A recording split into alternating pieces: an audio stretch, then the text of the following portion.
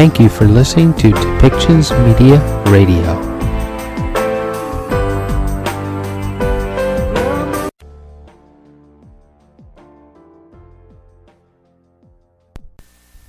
Welcome to Policy and Rights, the show about government policy and human rights.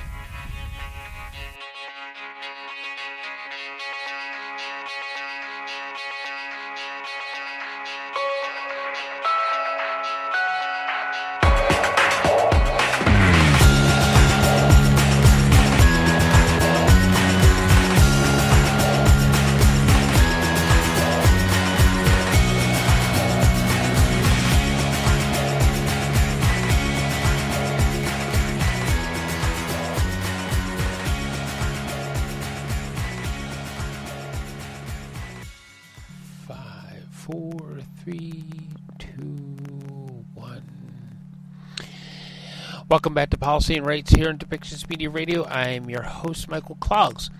I have a BBC report in my inbox, and police and protesters have clashed in Buenos Aires as controversial economic reform cleared a hurdle in the Argentine state. We take a look at President Javier Milei's measures and record so far as world leaders arrive in Italy for the G7. There's an article from the BBC from Mark Lowen as he reports on how the country is prepared for the gathering and what's on the agenda. So let's read some highlights from that report. And here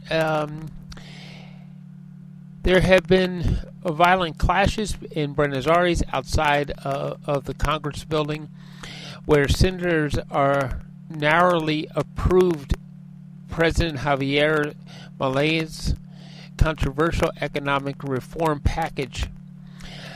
Footage captured, and we will put this BBC report, a link for this BBC report up on depictions.media, so you can see the police footage that they captured of police using tear gas on protesters.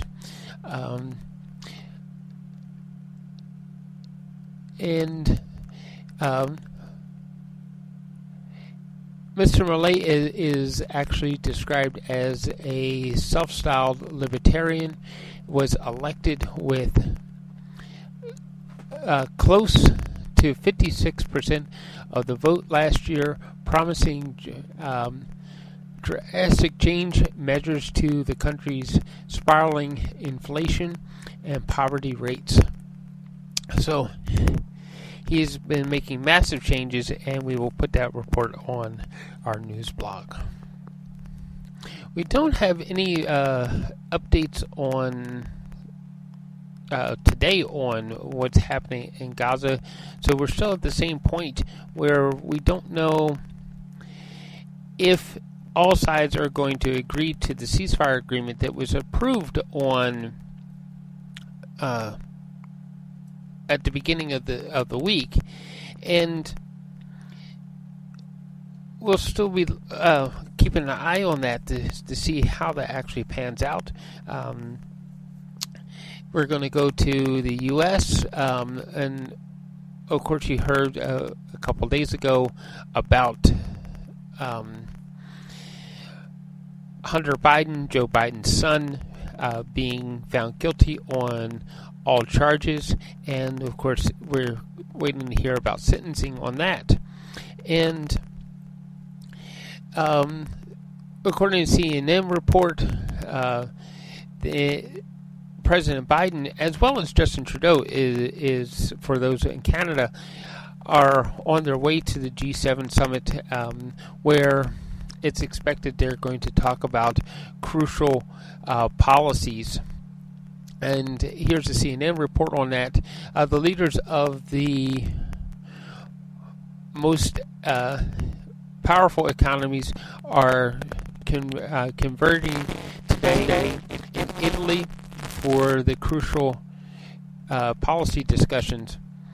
A major focus on Russia and its war in Ukraine, with the G7 set to announce a series of joint initiatives as they look to rebuild alliances that stand up to Russia's aggression.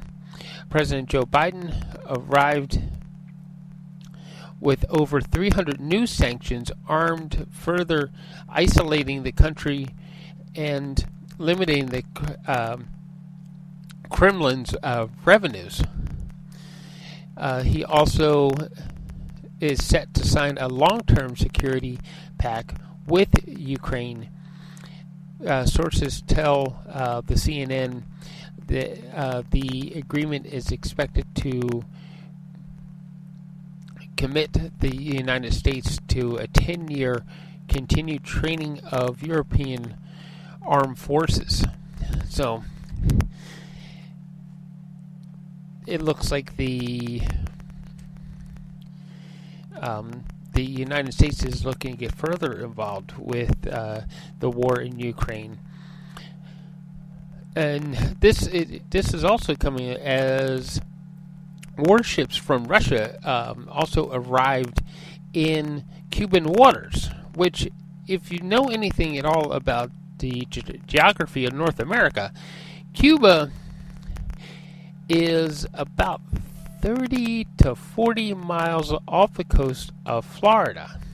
Matter of fact, if you have a good pair of binoculars or a half-decent telescope, you can actually view the coastline of Cuba from the coastline of Florida. And it's not like there's a lot of obstruction because you're just going across the Atlantic waters there. So we had to see how that all develops, because Mr. Putin is showing that he can flex muscle also. So, and Donald Trump is in D.C. Former President Donald Trump is scheduled to meet with Republicans on Capitol Hill today for the first time since becoming the presumptive Republican nominee, as well as a convicted felon.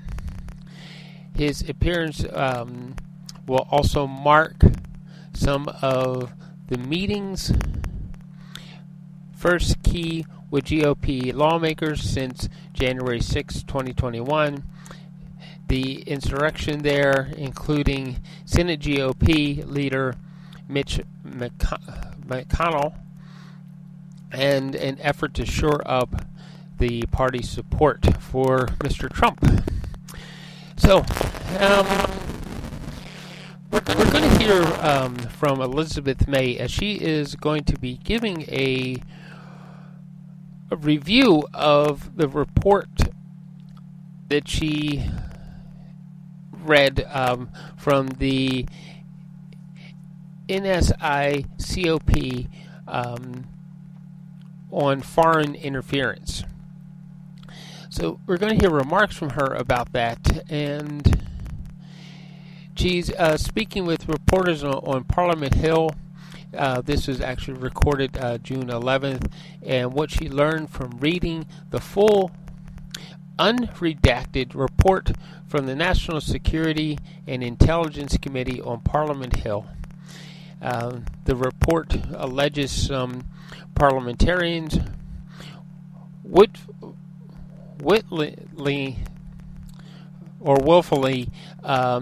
aided foreign interferes in Canada's domestic political affairs. So why don't we move on to that particular segment and hear what Elizabeth May actually has to say about that. And okay, before we get to Elizabeth May, though, we have government plans to extend pension eligibility for frontline workers.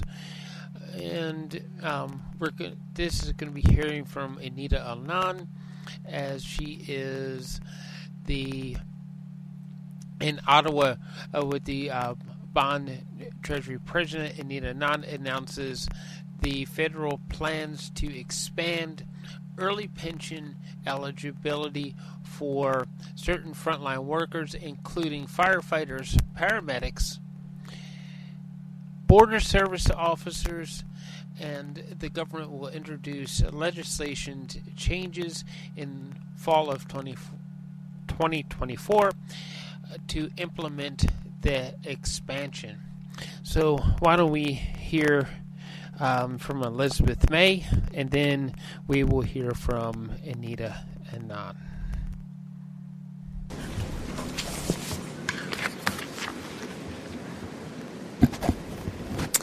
Bonjour tout le monde. Good morning, everyone. Happy Public Service Awareness Week. Bonne Semaine nationale de la fonction publique. Notre gouvernement est déterminé à appuyer les fonctionnaires chargés de protéger la sécurité et la sûreté des Canadiens. From firefighters confronting wildfires to paramedics helping keep communities safe to border services officers maintaining the safe flow of people and products across the borders, these frontline workers play crucial roles, and they deserve a pension plan that reflects the demanding nature of their safety and security responsibilities. On December 21st, 2023, I received a recommendation from the Public Service Pension Advisory Committee on expanding the eligibility for early retirement to occupational groups who promote the safety and the security of Canadians. Ces dispositions permettraient de prendre sa retraite après 25 ans de service sans réduction de la pension. Today, following careful consideration over many months, I am announcing that in the fall of 2024, we will introduce legislative changes to expand the eligibility for early pensions, specifically to frontline employees in the following groups: firefighters, paramedics, correctional service employees, border services officers, parliamentary protection officers, and search and rescue technicians.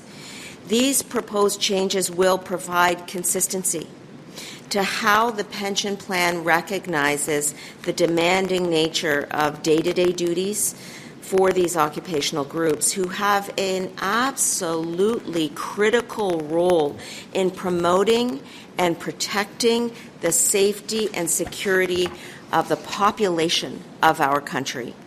En tant que le plus grand employeur du pays, nous sommes reconnaissants de la contribution continue de ces employés de première ligne et de l'ensemble du service public.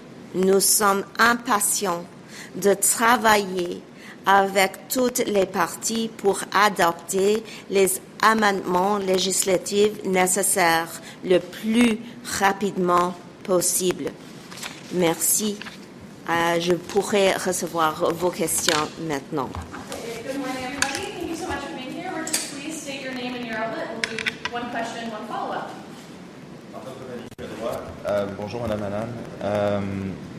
L'entente avec les agents frontaliers va être annoncée un peu plus tard aujourd'hui. Évidemment, vous ne pouvez pas vous avancer à cette heure-ci, mais est-ce que vous pouvez au moins confirmer si le gouvernement fédéral a fait des concessions en termes de télétravail et est-ce que vous avez préservé le droit de gestion en matière de télétravail pour les agents frontaliers? Merci. Bonjour aussi à vous. Premièrement, je voudrais dire que le télétravail, c'est une matière que nous prenons très au sérieux et nous continuons de travailler avec les syndicats pour s'assurer qu'ils ont les appuis nécessaires pour travailler chez eux ou l'autre place. Donc, ça, c'est un enjeu différent que le travail dans le bureau. Et comme vous savez, cet enjeu n'est pas une matière d'entente avec les syndicats. Donc, juste confirmer, vous ne l'avez pas inclus dans la nouvelle convention collective des agents frontaliers? Aujourd'hui, pour cette entente, ça, c'est un enjeu que, comme j'ai dit, nous prenons très au sérieux. Et les détails de cette entente vont être publics quand les syndicats va décider de faire ça. Et je pense que ça, c'est aujourd'hui, mais ce n'est pas une matière pour moi de divulguer les détails maintenant. Comment vous qualifiez cette entente-là que vous avez conclue avec les agents frontaliers? Comment vous qualifiez cette entente-là? Est-ce que c'est une bonne entente? Comment est-ce que vous la décrivez, cette entente-là? Je voudrais dire que nous avons pris le temps nécessaire pour arriver à une entente équitable pour les fonctionnaires et pour les contribuables aussi. Donc, les détails vont être publics, je pense qu'aujourd'hui, mais quand le syndicat va décider de faire ça. Donc, peut-être je pourrais recevoir d'autres questions maintenant. On the question of the 3 days a week back in the office, where's that standing, and have you been getting grievances? We have heard from public servants, for sure, but I want to reiterate that that was a decision that was taken by the public service for the public service. It was a decision taken by deputy ministers as well as the clerk of the Privy Council. It was not a political decision. And so what I am here today to announce is something that is within my purview, which is supports for public servants in the area of their pension benefits. These are issues that have been in front of me since I became minister, and in fact in front of Minister Forgiegn when she was minister. We are pleased to be able to accept the recommendations of the PSPAC committee so that we can provide pension supports to public servants who are on the front lines for our country, especially in the time of forest fires and floods, where we rely on these individuals. I want to thank them for their incredible work, and we are so pleased to be able to put forward legislative amendments in the fall that will support their pension benefits and early retirement. You're in charge of the Treasury Board, which means you're in charge of the public service. Then why leave it up to the bureaucrats instead of you giving the direction? So the direction came from the minister prior to me and our government that return to office was not going to be part of the collective agreement. That was the decision that was taken, and that was accepted by the union, and we continue to walk down that path. We will continue to support our public servants wherever and however possible, within the bounds of collective agreements, of course, and within the bounds of what we can do as a government. But I want to stress today that the announcement is about early retirement and pension benefits for public servants, and I really don't want to underestimate the magnitude of what I am announcing today in terms of these are issues and requests and concerns that frontline workers and the union heads themselves have brought forward to us repeatedly. One of my first meetings as minister, as president of the Treasury Board, was actually with firefighters from D&D, where I heard from them how important it was for them to have early retirement benefits. I want to thank them for sharing their stories with me, and I want to thank Chris Aylward for bringing that meeting together so that we could have a meaningful and fruitful conversation when I first started as president of the Treasury Board. And I will just say those conversations are very important to me, and I have not forgotten them. Thank you. The Ottawa Citizen. I'm wondering if you can share how much expanding these benefits will cost. Most definitely. I would love to provide you with that information. The cost of expanding early retirement eligibility is estimated to include a one-time cost of approximately $175 million and ongoing annual costs of approximately $21 million. That is the precise answer to your question. And also, in the future, do you expect to expand benefits to other public servants as well, or? We are definitely open to receiving recommendations from the PSPAC committee. Again, I want to reiterate that the rationale for the announcement today and the groups who are covered, which is a sizable list of fonctionnaires, public servants, a sizable group here, firefighters, paramedics, correctional service employees, border services officers, parliamentary protection officers, search and rescue technicians. The rationale for that particular group is as follows. The demanding and risky nature of the duty, the demanding training and certification requirements, and the lack of opportunity for public service mobility. And so I will say that there's a rationale there, but the conversation with the PS-PAC committee continues. And I look forward to having that committee. And you can see how seriously I have taken their recommendations and how seriously I take the conversation with them. Thank you. Sorry, I'm just going to go to Catherine May just for the interest of time, just because the speakers parade is going to start and we'll come back and talk. Catherine May, Policy Options. If you've you still have how many more sort of safety, security, law enforcement workers that are not covered? And if you've gone this far for these who are seeking, particularly the border guards, parity with the RCMP, has Treasury Board accepted that principle of parity with the RCMP? Treasury Board is very much engaged with the PS-PAC committee and the rationales that they put forward, and I just listed those three rationales. That is the reasoning behind the announcement that I am making right now. Making a comparison. We are not.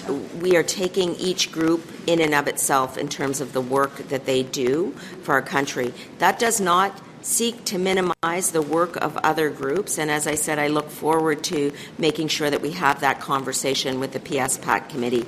But it would be fairly superficial to say that the reasoning behind all of this is parity with another group. There's actually been months and months of thinking about the rationale for extended pension benefits. And once again, we are approaching a very hot summer. We are going to see public servants put their lives on the line, which they do without hesitation. And the announcement today is about recognizing that work, recognizing the harm that confronts these public servants every single day, or the potential harm. And while we do not wish harm, obviously, on anyone, we want to be there as a government to support the work that they do each and every day. So as my follow-up, I've forgotten the follow-up. So do you think you could have got this deal that we're going to hear about today if there wasn't this separate agreement on pensions, which seemed to be a big demand? By law, the decisions... Still could have... if you could just let me finish. Okay. By law, we are required to ensure that pensions are not part of the collective bargaining process, and that's exactly what we made sure to do. There are two separate processes here. One was the bargaining on the collective agreement. The other has been going on long before the last 10 days, which is a consideration of the recommendations that came to me in December 2023 about how we can better support public servants in terms of their pension. In terms of our work going forward, again, in a few weeks I'll be announcing new members of the committee, the PS-PAC committee, and I look forward to working with those members and taking further recommendations from the committee. This is about collaboration and cooperation in terms of supports for public servants. That's the approach I take to negotiation, and that's the approach I will take in this position every day of the week. Can I ask you a quick question on this deal on behalf of Ottawa Local? Did you need to do this for the tentative border guard deal, the timing of this? As you can see, the number of people who are covered by this announcement extend far beyond the border workers.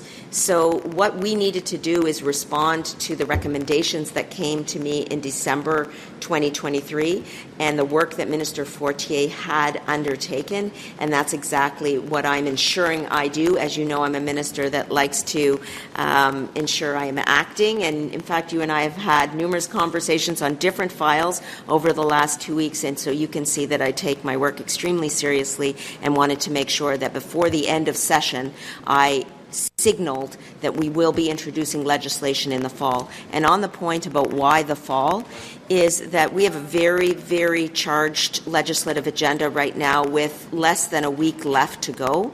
But I wanted to make sure that the department at the Treasury Board worked across government over the summer to make sure that we were ready first thing in the fall to table that recommended legislation. Aujourd'hui pour faire cette annonce-là, alors que vous avez eu la recommandation en décembre, là, ça fait quand même 6 mois, 7 mois. Là. Mais on a examiné ces recommandations pendant le dernier mois et surtout avant ça, avec la ministre Fortier. Donc, je voudrais s'assurer que les fonctionnaires au Conseil du Trésor et partout dans notre gouvernement vont travailler pendant l'été là-dessus parce que nous devons continuer d'appuyer les fonctionnaires et le meilleur service public dans le monde. Merci beaucoup tout le monde. Thank you. Bonjour. Merci. Je suis ici avec mon collègue et député de Kitchener Centre, Mike Morris.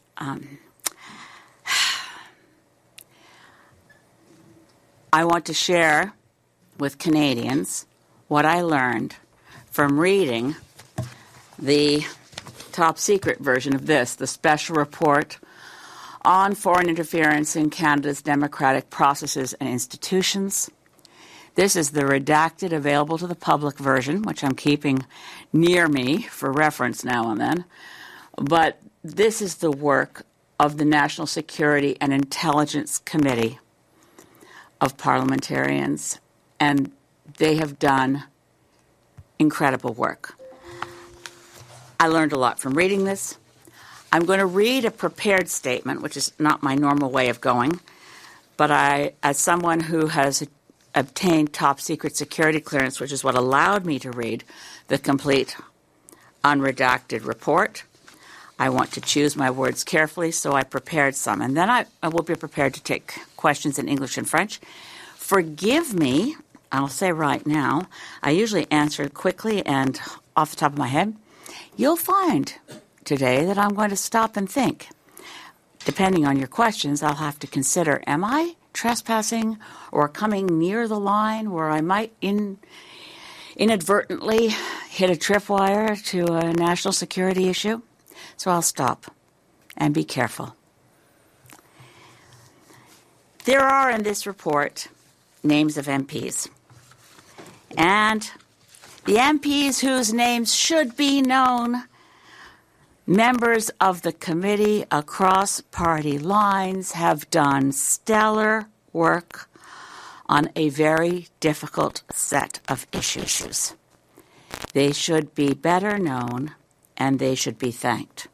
This is a very innovative thing, the National Security and Intelligence Committee of Parliamentarians. It's chaired by David McGuinty, includes Stéphane Bergeron, Liberal, Don Davies, NDP, Patricia Latinizo, Rob Morrison, Conservative, Alex Ruff, Conservative, and several senators, Patricia Duncan, Francis Lankin, and Marty Klein. I am in awe of their work, frankly, having read the complete unredacted report. This is not easy stuff, and the work that they did, I do think all Canadians should be aware of their work and thanking them, because they really have to work in the shadows and they have to honor their top secret security clearance. Being a member of this committee has hardly gotten them the limelight or a lot of thanks. This report focuses on a critical issue about which Canadians should know more: the extent to which foreign governments seek to influence Canadian political life, hoping to impact domestic policies while advancing their own country's reputation. et en français. Ce rapport se concentre sur une question essentielle, sur laquelle les Canadiens devraient en savoir plus. La mesure dans laquelle les gouvernements étrangers cherchent à influencer la vie politique canadienne. Foreign governments also attempt to interfere. I'm just going to underscore. The first sentence is about influencing, second, interfering. Foreign governments also attempt to interfere with our democratic processes across national and sub-national electoral politics. Influence and interference are related but different. We need to know more about the tactics and strategies used by foreign actors in both categories, especially when actual interference is involved. The threat of foreign governments working against Canada's interests, attempting to impact Canada, must be a specific and more deeply understood threat, especially for people seeking elected offices. Malheureusement, ce travail important a été éclipsé par une tempête médiatique tout à fait compréhensible qui, à mon avis, est exagérée. Unfortunately, that important work has been eclipsed by a totally understandable media firestorm, which, in my view, is overblown. I have been asked many times, in slightly different ways, how it feels to sit in a parliament knowing that there are potential traitors among us. Shouldn't the public have a right to know which MPs have sold out their country for benefit or favor from a foreign government? Having read the full, unredacted National Security Intelligence Committee of Parliamentarians report, for myself, I can say, I have no worries about anyone in the House of Commons. There is no list of MPs who have shown disloyalty to Canada. There is no list of MPs who have shown disloyalty to Canada. So I am very glad I read the full report. I am very comfortable sitting with my colleagues. We will disagree on policy and on many issues, but I am vastly relieved. The most worrying case, found at page 26 of the publicly available report, is one referenced instance of a member of Parliament proactively, and that's the in quotes in the public document, proactively sharing privileged information with a foreign operative. That person should be fully investigated and prosecuted. That person is a former MP. The few named people may be compromised. They have been beneficiaries of foreign governments interfering in nomination contests. Saying as I do that I'm relieved does not mean that there is nothing to see here, folks, so let's forget the whole thing. There are clearly threats to Canadian democracy from foreign governments. I would like to suggest to all colleagues in Parliament, particularly leaders of the other parties, that we refocus our public statements and parliamentary debates on what steps need to be taken to better protect our democracy. It is clear some foreign governments see Canada as a pretty vulnerable, soft target. All recommendations of the hard-working National Security Intelligence Committee of Parliamentarians should be implemented. They have worked harder and have more deep background than any other MP. For myself, I suggest we fortify the binding nature of our oath when we are sworn in as members of Parliament. The Ethics Commissioner should be mandated to work with our intelligence community and specifically be prepared to issue reports where on investigation it is clear the MP has failed to put their loyalty to Canada above any other interest, particularly above personal benefit. This must be extended to the influence of foreign transnational corporations. Those are my conclusions. I'm happy to answer any questions that this statement has given rise to from the journalists here present. Should the person you made reference to on page 26 be named? Absolutely. That is, again, the person on page 26 to whom I referred proactively shared privileged information with a foreign operative. There, as you remember from all the coverage so far in terms of the language of the report, there's been these categories of witting and unwitting. This individual was entirely aware of the circumstances and was witting. That person, former MP, whose name is not included in the report, should be fully investigated and prosecuted. Their name's not in the report? They're not named in the... They are not named in the unredacted full version. Vous avez aucune inquiétude pour quelconque élu de la Chambre des communes? Comment vous expliquez ça là, en termes simples? Parce que dans le rapport, on semble dire qu'il y en a qui ont eu la loyauté. On questionne leur loyauté. Oui, il y a un mélange dans le rapport entier. Mélange des nuances, un mélange de rapports, un mélange de situations tout à fait différentes.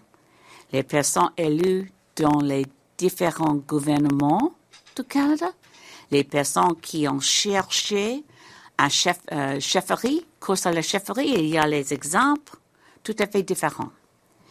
Mais l'impression était créée que nous avons actuellement un Parlement avec les députés qui ont fait les choses en faveur des gouvernements étrangers et contre le Canada. We have seen the creation of the impression, and I don't think it's inevitable given the kind of accusations that I found shocking. I found myself looking around at colleagues, wondering who could it be? Who would sell out this country? Right? It's disquieting. It was a relief to see in the report that this specific narrow category, and I want to be very specific about it, are there currently MPs sitting with us in the chamber who would set out knowingly to sell out Canada for personal benefit? If there are, there's no evidence of that in the full report. What about the Senate? The Senate is there were no references specifically to the Senate in the report that I read in terms of no. I'm speaking specifically to the House of Commons and elected people. So other than that person on page 26, do you know the names of the other parliamentarians flagged in the report? There are not many names in the report, to be very clear. I've been cautioned every word I reviewed with you just now. I carefully vetted with security experts and got advice from the Privy Council office. One of the areas in which they have warned me I could betray some degree of confidentiality and even potentially expose current intelligence assets of the Government of Canada and even risk the personal safety and physical security of such assets would be by using specific numbers. But I feel comfortable telling you that of other names of people, MPs, be very careful and say members of Parliament, as there are other names in the report of different categories of personages, but of members of Parliament named in the full unredacted report, and I will not give a specific number, I think I'm safe to say very low number, fewer than a handful, and no one in that fewer than a handful could be described as setting out to knowingly betray Canada in favor of a foreign government. So having seen this then, do you think that these names, that there's any reason for these names to be publicly released? Not at this stage, no. I do think we need better tools. This is why I'm going to vote against the Bloc Québécois motion that I have to tell you before reading this report yesterday I was going to vote in favor of it. I think it's a hot potato. So throw it to Madam Justice Hogue. That's not good enough. We're members of Parliament. We should be able to look at and especially those of us who have the clearance to read the report, should be able to read it, consider it, and start fortifying our own defenses against foreign interference. But no, what's known publicly right now is what can be known publicly, and I really think that we've gone up we're barking up the wrong tree to insist that the list of names of MPs there isn't a list of names of MPs.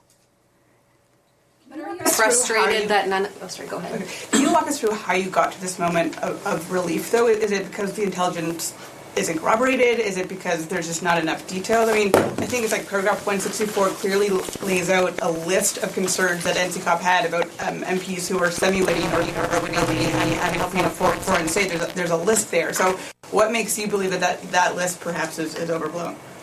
Well, having read just go back to paragraph 164 and make sure.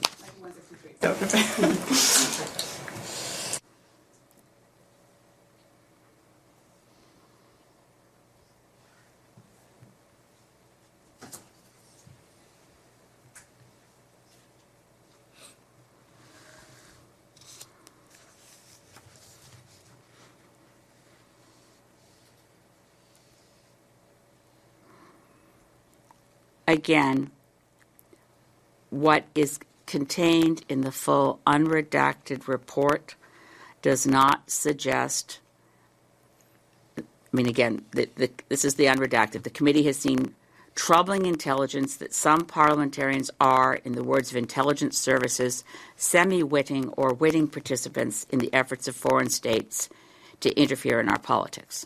Right? Again, those words are carefully chosen as well. The efforts of foreign states to interfere in our politics. That's concerning. But when I had previously said to media, if someone has sold out our country for money or for benefit, they're traitors. Participants in efforts of foreign states to interfere is far short of a prosecuting offense of traitors, of treachery, or performing acts that could be considered traitorous, disloyal. Witting, semi-witting, participants in efforts of foreign states to interfere in our politics. And then again, communicating frequently with foreign missions or during a political campaign to obtain support from community groups or businesses. Now, there are a lot of different actors, and this is another thing that comes up when we read the whole report, for those who get a chance to do so. Foreign governments are targeting not only elected members of parliament, but people seeking election at many different levels of government. Provincial governments are also mentioned in this report. There's also, and I say in the unredacted version, or I wouldn't trespass on saying it out loud now, community groups. That was a surprise to me, the extent to which particularly identified cultural community groups are recruited, and then those groups also seek to create relationships with people who might someday be in a position to exercise some influence over an elected person or a member of cabinet or so on. So again, a lot of this isn't new. I refresh my memory. We've ignored some warning signs in the past. I'll take you down I was going to say memory lane, but many of you would not remember this. The 1983 Leadership Convention, at which Brian Mulroney defeated Joe Clark, it was only some years later that we discovered it was foreign money produced by Karl-Heinz Schreiber to pay for people to show up in generally the anti-Clark camp. That became public knowledge when exposed by the CBC and the Fifth Estate some years later. I was shocked. The idea that some right-wing Germans had decided to change who was leading the Conservative Party. There are a number of references in this report to leadership races in different parties. I think we need to be quite alert to the threats. What I'm trying to say is that we don't want to be distracted in our efforts to better understand foreign interference, better protect our democracy, by the thought that there's a list of MPs somewhere and they're traitors and should be exposed. That does not exist. So, having concluded from reading the full report that there is no list there to be released, the next question is, could the whole report be released? No. There's protected, top secret, security, information in that report, intelligence reports, and so on, that could expose Canadian assets and undermine our security intelligence services. I'm very concerned, by the way, by the extent to which we don't know who still within CSIS sent privileged top secret information to members of the media. There's a mixed bag of a story there. But I need to be very careful. I'm one of the few members of Parliament with top secret security clearance. I'm going to do my best to answer every question as fully, as honestly as I can for you. The whole report can't be released, but if the whole report were released, it would not reveal a list of names of currently sitting MPs. Back to page 26. On page 26, did you see which country this person was helping, and can you say? I did see, and I can't say. Est-ce que, quand vous dites qu'il y a très peu de noms de cités dans le rapport, est-ce que ces noms-là sont des députés? Il y a quelques autres noms de députés, oui. Pas qui ont fait les choses comme l'ancien député que j'ai déjà mentionné sur page 26, qui a fait les choses avec connaissance qu'il veut faire quelque chose en faveur d'un gouvernement étranger et contre le Canada. Il l'aurait fait de façon non volontaire. Et avec mais l'autre question est, est-ce qu'il y a les autres députés dans ce rapport? Il y a des noms, mais je ne suis pas à liberté, je n'ai pas le droit de donner le nombre des autres députés pas déjà mentionnés dans le média et dans le rapport public ici. Mais c'est presque, c'est un nombre très petit, et c'est les gens qui sont influencés peut-être, mais il n'a pas fait un effort contre le gouvernement du Canada, à mon avis. In reading the full report, the few other members of Parliament mentioned are in the category where even the intelligence reports suggest, we can go from witting and unwitting to willful blindness. Should they have known? Should they have figured it out? Who was paying for the buses to get people to show up to vote in different contests? That's been going on for years in Canada. As we know, busloads of people can show up at nomination contests. Not green nomination contests. You don't usually have busloads of people showing up, and we'd sure notice if they showed up and we didn't know them. But, electric vehicles, smart cars, trying to storm a nomination meeting, we'd notice right off the bat. I'm sorry. But busloads of people that you don't know showing up at nomination contests is, I'm afraid, not untypical. in Canadian politics. If those busloads of people were paid by Karl-Heinz Schreiber, we know that happened in 1983 with real consequence.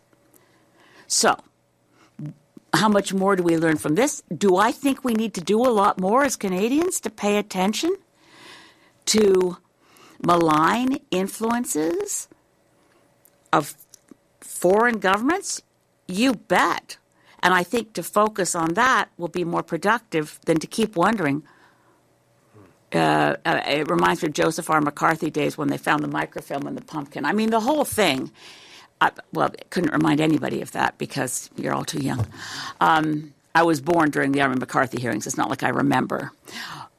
But there's a fascination with political intrigue. We can't help ourselves.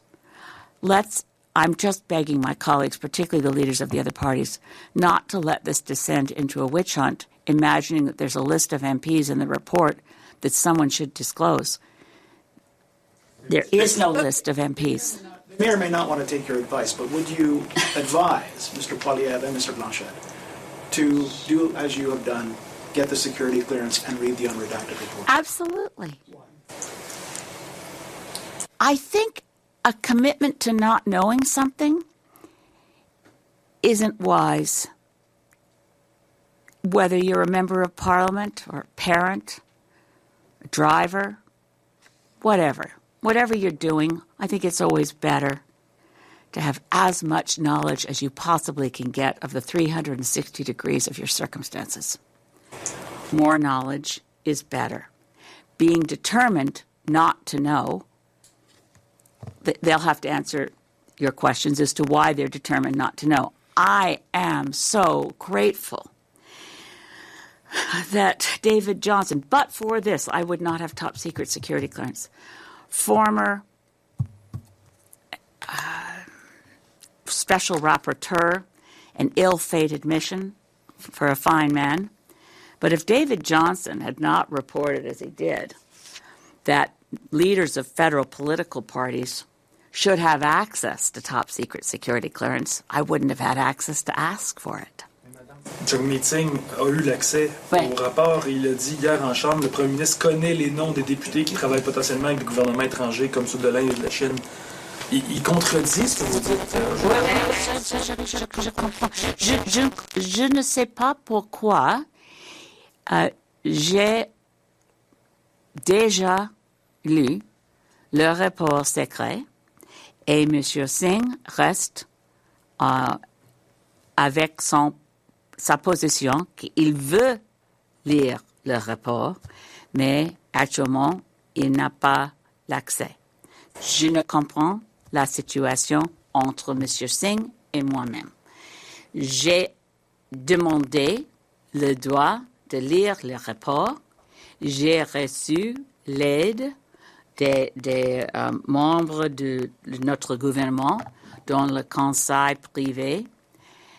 Et hier soir, à 5 heures, dans une chambre tout à fait secrète, j'ai commencé to lire le rapport. So, in contrast to Mr. Singh, who has said he's demanding to read it, he has top secret security clearance, he's asked for access. I take him at his word, he's asked for access. I followed the procedure in a letter that I had received in May from the Privy Council office explaining how someone in my position with top secret security access might be able to access the report, understanding that, and the circumstances aren't the easiest. You have to go to a secure room, leave all your electronic devices in a locked drawer. You don't take in a pen and paper. You don't take notes. So I brought this because it helps me remember what was redacted. So when I start a page like this, it will always have something like this paragraph was deleted to remove injurious or privileged information. The paragraph described how Pakistan has engaged in foreign interference in provincial or federal politics. That's just an example. Throughout the redacted document, you see sentences like that. Help me remember what I read when I couldn't be taking notes at all. No pen, no paper, no electronic devices. But that's as it is. I don't know why I'm sure Mr. Singh will get a chance to read this. But, he said he'd throw anyone in his caucus out if they had experienced foreign interference or been. I think it's important. Will he have to, and would you? I don't. Look, the answer is because I have just said I don't think there's anyone currently sitting in the House of Commons who has committed acts of foreign interference or shown favoritism to a foreign government over the interests of Canada. I think we're talking about smoke and mirrors and political posturing. The MPs that are named in the report, the MPs where there are names, you're suggesting there are names. There are also instances where there are no names, but stories being told. Should these members of Parliament know that this information exists about them? Should they be aware? I would be surprised. There's a reference throughout to what CSIS does in terms of risk management. One of the things CSIS does to minimize to know better. And that's done pretty regularly. So I'd be speculating to say whether they already know or not. I don't know. They know, based on what you've read, that they should be aware that... Again, due to the specific circumstances of intelligence assets that can't be compromised, I can't answer that exactly as you phrased it. But there are so few additional names that beyond what is already in the public domain. And none of those names is what I put in the category of witting operatives favoring a foreign government. I do worry about transnational corporations. I do think it's wrong to take money from a foreign corporation against the interests of Canada. And when a former MP did so, I took that complaint to the Ethics Commissioner, and she said there was nothing wrong with that.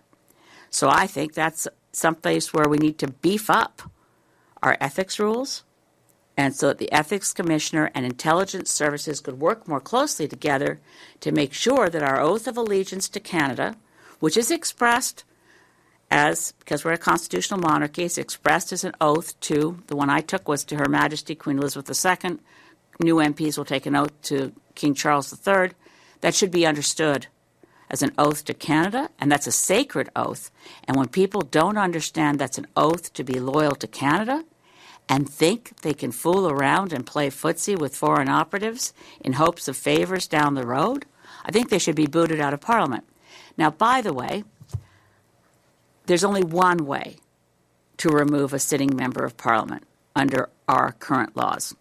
I'm not going to give you I'm tempted to do a pop quiz. But here's how. Members of Parliament are the only authority with the right to remove a sitting member of Parliament. Any member of Parliament can move a motion to remove a member of Parliament, and on a vote of all members of Parliament, majority rules, and a seated, elected member of Parliament can be removed. It's only happened 5 times in the history of Canada. 2 of those times applied to Louis Riel. It's not a great instrument. It's a blunt instrument. One could say it lacks due process, even natural justice. It's not clear at all how a sitting member of Parliament would defend themselves. A motion comes forward, and then there's a vote. But that is the only current tool to remove a sitting member of Parliament. You mentioned in the report there's references to different types of people. You said not just MPs, different types of people. I'm wondering if you were referring to staffers who work for politicians or nomination race executives, and if you could also kind of characterize how many parties we're looking at here. Is it everyone with seating in the Commons? Is there an NDP person referenced, a Bloc person? The report is very clear that all parties have been targeted by foreign governments. I would say all parties except Greens, but as I thought about it, the fact that we're omitted doesn't mean that we might not be targets in the future. So I'm just leaving that aside. The report in the redacted public version says all parties, so we can take that. To your first question, when I said not just members of parliament, elected people at different levels and orders of government. So we shouldn't take our eye off the ball there. I think there is much more work that needs to be done in looking at this report. There are other examples of people currently in elected positions in Canada who are not members of parliament. Sorry, is their names in the redacted? Yes. Okay. And I just also wanted to know briefly what you think of NSICOP's approach here. You talked about this as a hot potato. I'm just wondering, when people are losing faith in institutions, do you feel like they struck the right tone in the amount of information they've released and how they characterized it? This is very difficult stuff, right? They're trying to thread a needle, which includes protecting top secret information, and it gets kind of like John le Carré stuff sometimes. You think, okay, you've got an actual intelligence asset. Do you smuggle them to the safe house? We don't have a lot of John le Carré going on in Canada. I was saying to my husband last night, because I couldn't tell him anything about the report, I was saying, it's somewhere between. The report makes me think of John le Carré, but it's not as bad as John le Carré novel, but it's a bit more worrying than Miss Marple. He said, honey, no one's going to know who Miss Marple was. You can't say that. So anyway, there are people, in terms of what this committee has done, I think it's extraordinary. I think they did more than a good job. They did a great job, bearing in mind that what they could put out in the redacted version, just as I have self-censored myself from what I know and what I can tell you, constantly in my head thinking, I must not violate the trust placed in me that allows me to have top secret security clearance. So, and I think about all those members, it's a rare thing, but for these parliamentarians, members of parliament and senators, to have to self-censor as they write, and then the public redacted version obviously involve very close coordination with intelligence services of various kinds, CSIS, PCO, the CSE, probably RCMP. There's a lot of delicate balancing that goes on here. And that's why I have nothing but respect and gratitude to my colleagues who serve on this committee and to the chair, David McGuinty. It is not easy. What I do worry about is clear, I'm sure from our remarks here, is that we both take it seriously as a threat. Foreign interference is a threat within the world of domestic politics.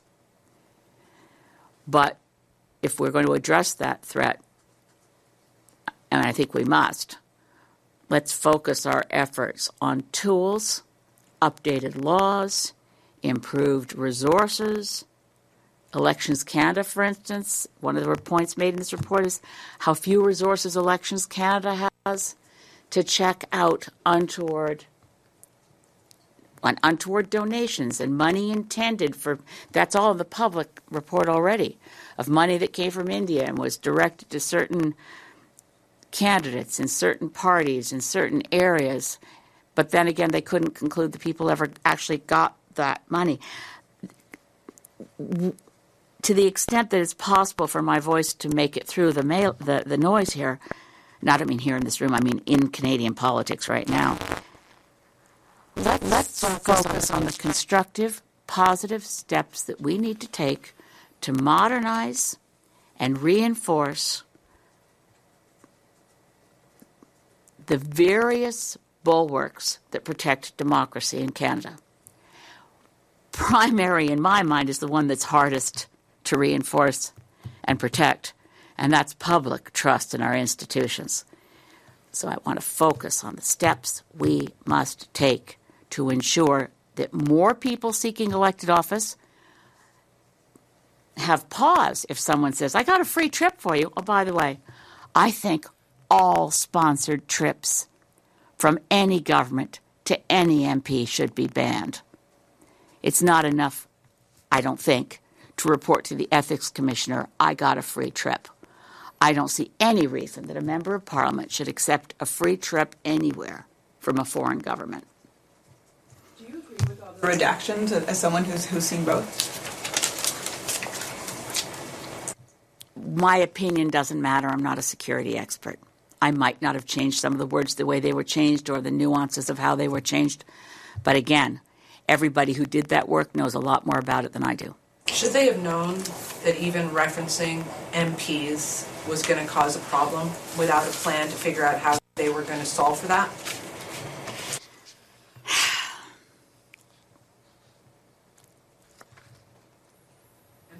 Like NSICOP, and also the Prime Minister, who also would have seen the unredacted version of this report, knowing full well what was about to be made public.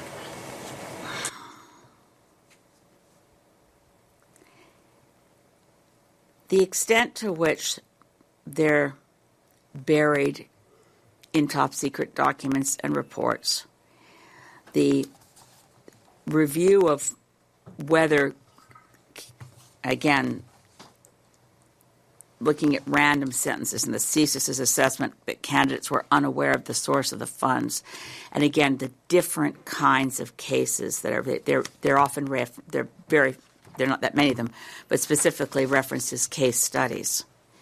They all have different nuances and they all have different contexts. So I'm as you can tell, I'm loath to criticize colleagues who've done this much work.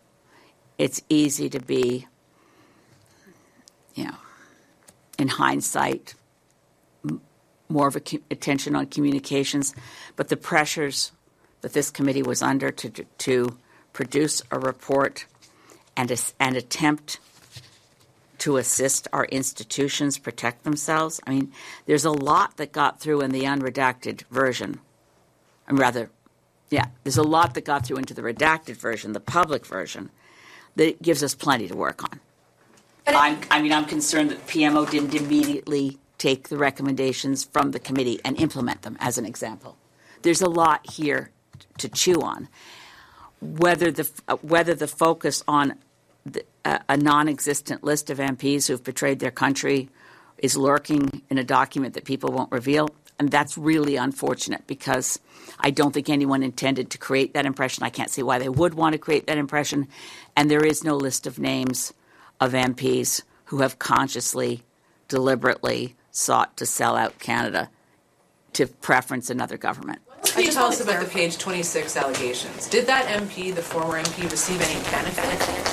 The one should be prosecuted. Did they receive any benefit from that foreign government? Was it? It's enough that they wanted to deliberately. Let me just make sure I'm sticking with what is in the public version. A then Member of Parliament maintaining a relationship with a foreign intelligence officer. The Member of Parliament sought to arrange a meeting in a foreign state with a senior intelligence official and also proactively provided the intelligence officer with information provided in confidence, and I'll just read in what's intended here, provided in confidence to the MP, a then MP. As I said, this is a singular example unlike any other in the report. There is no other example of an elected person at any level of office deliberately seeking out a foreign government's intelligence officer and proactively providing information. Did they receive a benefit? That's not something I can speak to, but on the face of it, it's outrageous, and that should be prosecuted. Is it acceptable to you that this is only coming out now if it's a former MP? Well, I don't know when. It's who knows when they knew, right? It takes intelligence gathering is not my forte. So, but I think that now we know. We don't know the name. We don't know the person. We do know that that's an outrageous example, and I think prosecution is appropriate on the limited knowledge of facts I have from reading the whole report. Do you know about sponsored travel? You just mentioned that should be banned. Yes. Is this? Are you specifically talking to a reference in the report, or no? Why did you say what you said then about sponsored travel? I've never accepted a sponsored trip from a foreign government. I see a lot of people taking sponsored trips, and I'm not at all. This way, I don't want to judge or condemn my colleagues. Almost every MP I know and that I respect has taken sponsored trips. We know which governments offer them most often, and I don't think they offer free trips to visit their country without expecting that they've at least influenced the MP a bit, that their country is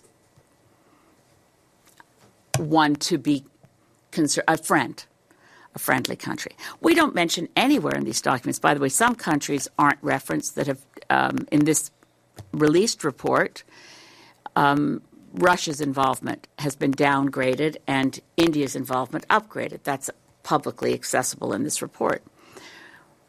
We don't talk about the United States and how it's influenced Canadian politics over many, many years.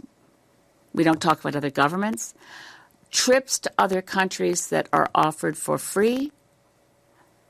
Is there really a free lunch in politics? Do we just think this is what politicians get as a perk, free trips to other countries? I just think it's bad practice. And while we're tightening up the rules and looking at foreign influence and foreign interference, I think they should not be allowed. What is most problematic about a member of parliament going on a trip that is sponsored by another country? Do you want to talk to any of that? Look,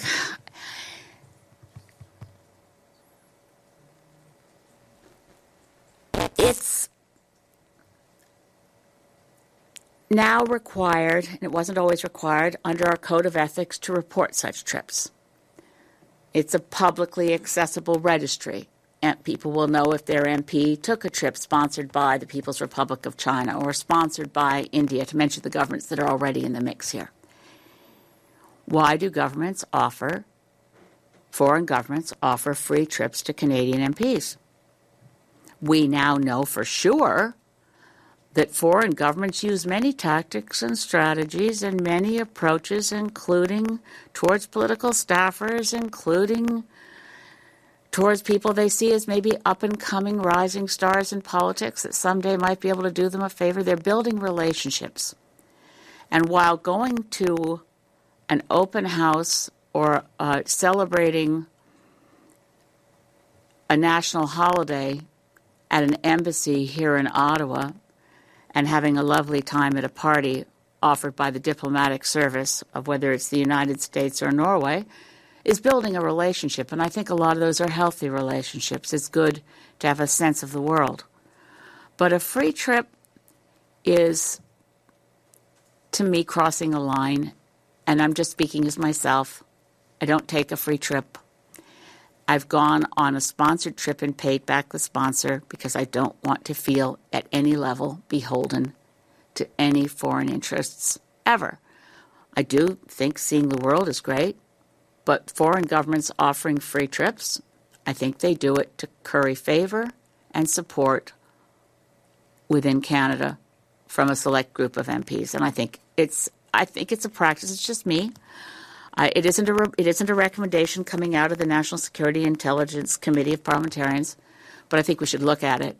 I think it should be discouraged. For me, I think it should be banned. What was the trip that you took that you paid back? It was a trip in March of 2018, and I'm really proud of the work we did. The Canadian Palestinian Parliamentary Friendship Group managed to have MPs from 5 parties, 18 MPs, travel to the occupied territories. I learned a lot. The trip was sponsored by the Palestinian Authority, and I wasn't the only MP to pay back all of my costs, but I did. And I would not want to say who else went and who else didn't pay or whatever. I don't want to accuse any of my colleagues, but I just felt strongly about it. So when you say all sponsored travel from any government, are you including Israel? You didn't specifically mention that country. Yes, I didn't want to specifically mention Israel because, well, they're already in the report. But I'm looking at who sponsors travel a lot. Yes, Israel sponsors a lot of trips for Canadians. And I would certainly take one. I've been trying to organize it for some time, but I would pay them back. So if you're not going to support this block motion, what do you think the next steps are for Well, I'll tell you why. I'm sorry, but I should back up. Why I'm not supporting the block motion is that I think it's throwing a hot potato in the wrong soup pot. Madam Justice Hogue has a lot on her plate and short timelines. Her inquiry is not ideally suited to what the Canadian public needs to know now, which is to investigate for instance, the former MP mentioned on page 26. Somebody needs to do that. I don't think it's going to be Madam Justice Hogue. So we could go through the process of throwing it to the Hogue inquiry, knowing how overburdened they are to meet the deadlines they've got. And where would we be at the end of the day when she reports back? Probably where we are now, which is why I think it's better for parliamentarians to take responsibility for the hot potato, spend the time it takes, and for more of our colleagues, particularly leaders of other federal political parties who have access to the documents if they so choose to pursue it, and for us to try to work in a nonpartisan spirit. That's the worst part of the debate that's happened in the last, since this report came out, is, of course, everything that happens in Parliament is increasingly hyper-partisan. It doesn't help us come to solutions. So I think that throwing it to Madam Justice Hogue, we now have the Liberals supporting the block motion, the Conservatives support the block motion, everyone's going to support the block motion. I don't know what Mike's going to do, but I'm going to vote against it. I think it's performative without being substantive. It moves the issue along. It says, we're going to give this to Madam Justice Hogue. And I did see, and I'm aware that the chair of the committee, David McGuinty, said, well, that's progress, that moves it somewhere. But I think we should take responsibility for this ourselves as parliamentarians, and I think it would be really ideal if all party leaders could sit down together and say, okay, what's the best thing to do now? We have a collective duty and loyalty to Canada and to the Canadian electorate to restore their confidence in what goes on in this place. And how do we do that? The more nonpartisan we can be, the better. And I do think that's possible. Every now and then I see it emerge when we speak as one because we care about an issue. We care about Canada. This is a very disturbing report. But I think if all the other party leaders had read the unredacted version, as I have, I think we might be able to have a reasonable, grown-up conversation about where do our obligations lie? Where does our duty lie? What could we do together for Canadians to sort this out? Could we go back to CSIS? Could we go back to sources? Could we push harder to say, and could we work with the committee to say, can we get these names out so Canadians know as much as we know about individuals and they can breathe a sigh of relief, as I did in recognizing that there wasn't a big long list or even a tiny list, no list. And there's no one named as an MP who has deliberately sought to undermine Canada in favor of a different country. Can't say that more clearly, or I suppose I should be careful again about my notes, but it really is important to know that while a few named people may have been compromised by foreign influence, it falls far short of what could be considered disloyalty to Canada, demonstrated disloyalty to Canada. Can I just really briefly, in the interest of not having any unnecessary secrets, I will be voting with Elizabeth on the block motion. Oh, thanks. This is about... In the report. I've not read the report. I've read the redacted version, and I just strongly agree with Elizabeth. This is actually about restoring trust in our democracy. I want to take the actions that best move us towards that, and I trust a person who has read the unredacted version. And if anything, I wish we had more time before the vote so that more of this information could be shared with other colleagues that might encourage them to do the same. Yeah. Thanks, Mike. No, that wasn't a joke or a bit of put-up sketch. It is against the Green Party policies and bylaws for the leader to whip votes. So no matter how much I might want Mike to vote with me, I don't push it. We try to talk ahead of votes to know, because we think sometimes it's very cool to vote the same way, but it doesn't happen all the time, and we don't worry about it because his job is to represent the voters of Kitchener Centre, and my job is to represent the voters of Saanich Gulf Islands, and it keeps the lines pretty clear. What do you think is to be done about non-parliamentarians who are elected officials that you mentioned in the report? I mean, we have a federal motion for a federal inquiry. We have NSICOP, but as parliamentarians, I'm surprised they're talking about provincial or municipal. I don't know what tools we even have. What do you think we should do about that? I'd like to talk to my other parliamentary colleagues about it. I'd like to talk to the committee about it. I am distressed by foreign interference at any part of Canadian democracy, in any aspects of our democracy, whether nomination races, leadership contests, or actual elections to office at different levels. I do think, knowing what I know now from reading that report, I'll be continually pushing myself within the limits of the Official Secrets Act, and the fact that I can't speak of things without permission, to figure that out, because I am very disturbed, and I want to make sure that Canadians can have faith that anyone elected to office in this country at any one of the various parliaments or orders of government that are our democracy and our healthy body politic are 100% loyal to Canada. Recognizing your concern about, not breaking that oath, I'm just curious if you could give us any more information about, provinces. How many provinces? Are we talking a handful? Is this widespread?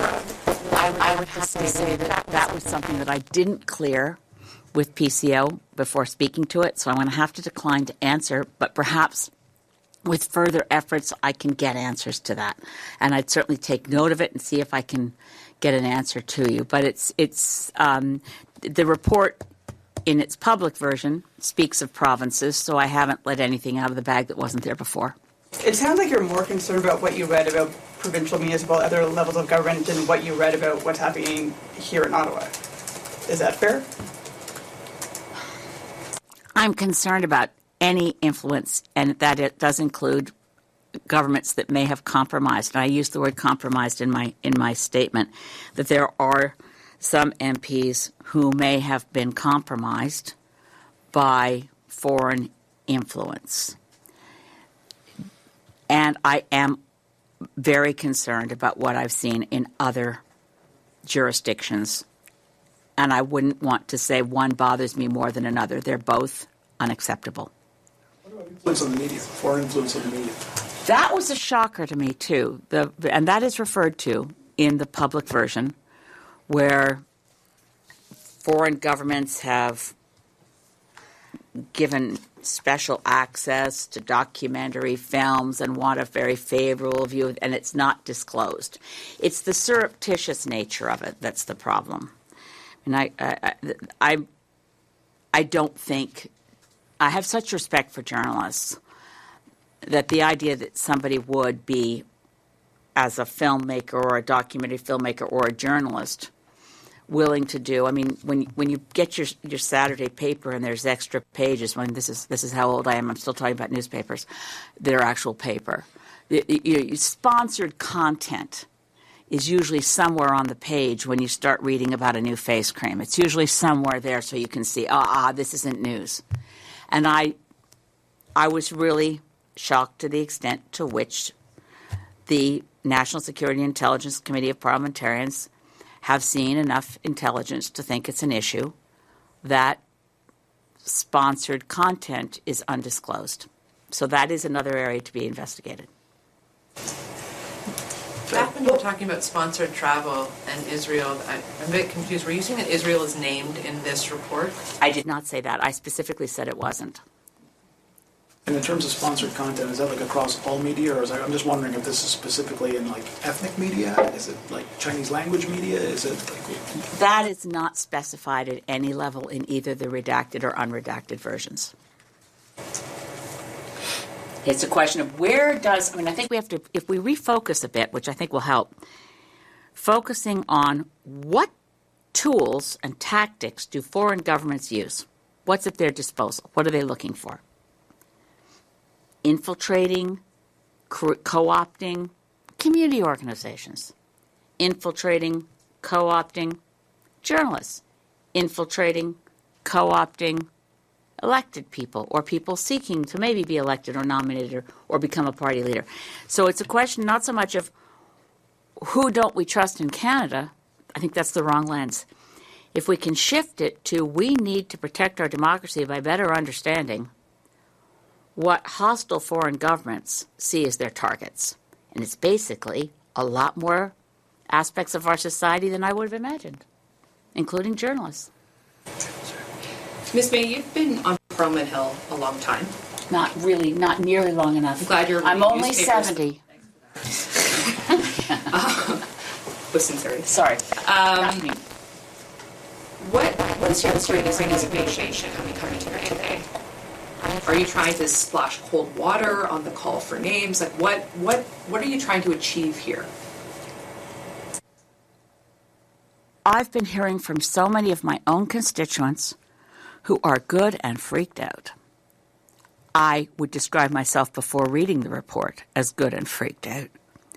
My main goal, and I don't want to sound too lofty, but I am a passionate lover of democracy. I am terrified that the gong show that is Parliament will result in fewer Canadians voting when they have the chance. I am worried for the health of our country if people decide politics is so disgusting in kind of a consumer response. I don't like that store. I'm not going to go in there and buy anything because that store is practicing voter. Democracy isn't shopping. Democracy is a right of Canadians, and voting is a duty. We don't talk about duty very much anymore. It's not a hobby, it's a duty. If Canadians end up feeling so unsure of the health of their democracy that they're either by being disgusted or hostile to, if we fall to such a level of disrespect that people don't vote, then democracy is at risk. And if you look around the world, and I do look around the world, right-wing populism/fascism is on the rise. Protecting democracy is my main motivation. I think to protect the global climate, we need healthy democracy. You'll notice I'm probably the only person so far that I've noticed who's mentioned the role of foreign corporations. I do think we need to make sure that people aren't susceptible to too much money in politics. I really think we should bring back the per-vote subsidy, just to throw that out there. There are tools, things we used to do that could address the threats that have been identified in the public version of this report. My main motivation, though, today is let's keep our eye on the ball. The ball is, what are foreign governments seeking to do in Canada? Not, is there a secret list of MPs somewhere that someone should release? Because there isn't one. So do you think Bill C-70 is adequate for addressing any of your issues that you raised? I wish, and I said this in Parliament yesterday on the floor of the House, I wish that in getting C-70 passed, we had not been so short of time, and I was so encouraged to see collaboration between the Conservatives and the NDP in coming up with a unanimous consent motion with Bloc and Liberals all supporting it. I wish we had not adopted an approach that went so fast that we're not hearing the voices of people who are saying, wait a minute, this could have a chilling effect. This could hurt civil liberties. C-70 and the way we've structured this bill could be improved with amendments. We don't have that. It's going to be gone. It's gone through clause by clause. My opportunity to provide amendments was limited. I have a very time-limited opportunity. I get a notice from committees, and Mike does, and we have less than 24 hours to produce amendments, and that generally happens before the witnesses have been finished. That's because of our status as a party with less than 12 members. And that particular bill went very, very fast. Just saying, I think C-70 is an improvement. We should have had a foreign influence registry a long time ago. And taking a deep breath, I wish I'd had it in a more timely fashion so that we could have had a normal process in this place with study and hearing witnesses and entertaining amendments. I wish we had not rushed through that process so quickly, but on balance, would I rather have C-70 as is without amendment than no C-70 at all? I'd rather have C-70 as it is. But I regret very much that we didn't have time to study it and improve it. Can I offer just Yeah, sure. Just a brief example on that. If the decision was made differently not to carve out the capital gains tax as separate legislation for political gain, there would have been more House time to spend more time improving C-70. I think that's what Elizabeth is getting at, that it's good legislation, but we heard just in the last few days from groups like NCCM about improvements they'd like to see, and as a result of that UC motion, it's moved so quickly that it's made it more difficult for parliamentarians to improve that legislation, despite the fact that there could have been more House time for it. Not just more difficult, impossible. Sorry, Mike. I never heckle in the House, and now I'm heckling Mike. It was impossible to improve C-70 because of the timeline. And honestly, obviously, it was unanimous consent. I could have said no and stopped it. And I apologize to the many groups that are raising solid, good points on civil liberties grounds that C-70 probably C-70 should have gone to committee after second reading for proper study and entertaining of amendments as opposed to the truncated process we have because we're running out of time, because it's almost the end of the session, and because we're pushing things through fast. But as Mike says, if we weren't taking special time for essentially the show trial of the capital gains tax vote, we'd have more time for C-70. When I asked you about your motivation, you described the gong show. Yeah. Your quote, gong show. Yes. On Parliament Bill. I take it you're referring to as it pertains to the conversation on foreign interference. Why? I'm sorry. Just a general gong show. It's a general. I wasn't specifying. No. I'm glad you clarified. It's just, That's not the question. Yes. Okay. The question is, as it relates to foreign interference, how would you describe the nature of the conversation? Does that amount to a, quote, gong show? No. And thank you for asking the question. It's probably the last question, given that you probably all want to get cracking. I think when I speak of the gong show, I particularly mean the bad high school theater experience of debates in Parliament with people giving written speeches, the hoping to get a zinger line, clickbait clips for YouTube instead of respectful parliamentary debate, which is why we are here. I think it's pretty clear what we've seen, and everyone starts calling it silly season earlier and earlier every year.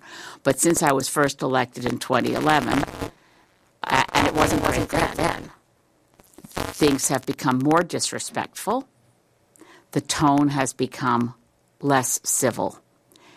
And I don't want to see our democracy slide into a Trumpian era. And that does not refer to the policies or politics of any particular party, to be very clear, but to what I think Donald Trump has done, which was open a box on conduct, language that would have been screamingly unacceptable in polite society even 20 years ago, 15 years ago. And Canadians, as I've said probably a zillion times, the thing I love about being Canadian more than anything, one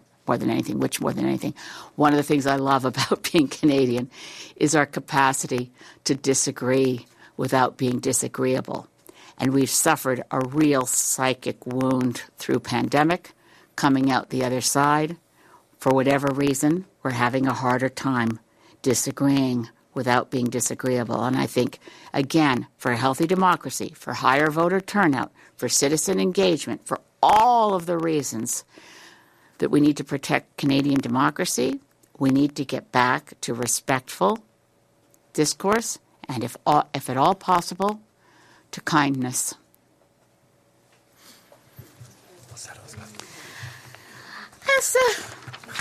Merci. À la prochaine. Thank you very much. Wix gives you the power of AI to build the website you need. With full business functionality and a design tailored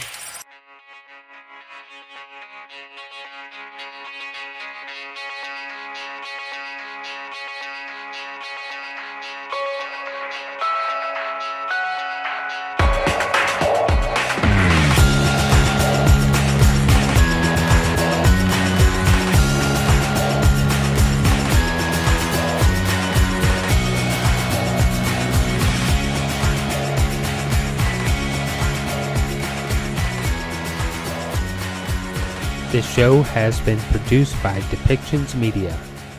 Please contact us at depictions.media for more information.